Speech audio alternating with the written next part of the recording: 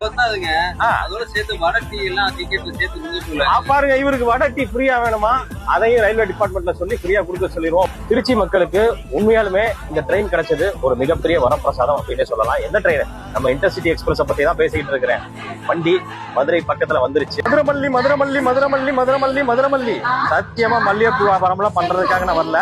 மதுரை வந்தாச்சு. மதுரைக்கு ஃபேமஸ் மல்லிகைப்பூ. அதனால மல்லிகைப்பூவை ஞாபகப்படுத்தி மதுரை வந்தாச்சுன்னு சொன்னேன். பிராண்ட் நியூ LHP கோச்சா இந்த வண்டி அப்டேட் பண்ணதால ட்ரெயின்ல போற ஃபீலிங்கே இல்ல. ஏதோ ஒரு கப்பல் அப்படியே மிதந்துகிட்டு போற மாதிரி இருக்கு. வண்டி கொஞ்சம் கூட ஜர்க்கே கிடையாதுங்க. சிறியவர் முதல் பெரியவர் வரை அனைத்து நபர்களும் ரசிக்கக்கூடிய வண்டியாக இந்த இன்டர்சிட்டி வண்டி உங்களுக்கு இருக்கும். கண்டிப்பா இந்த வண்டியில டிராவல் பண்ணி பாருங்க. ஸோ கன்னியாகுமரி வரையும் போற மக்கள்கள் அனைவருக்கும் இந்த வண்டி ரொம்ப யூஸ்ஃபுல்லான ஒரு வண்டியா இருக்கும். தஞ்சாவூர்ல இருந்து கன்னியாகுமரி போறவங்களுக்கும் ஒரு யூஸ்ஃபுல்லான ஒரு மெத்தட் சொல்றேன், கேட்டுக்கங்க. காலையில 5:45 தானே, 5:45 தஞ்சாவூர் டு திருச்சி பேசஞ்சர் ஒரு வண்டி இருக்கும். அதுல ஏறி திருச்சியில இறங்கிட்டீங்கன்னா இந்த வண்டியை 7:15 நீங்க கரெக்டா பிடிச்சிடலாம்.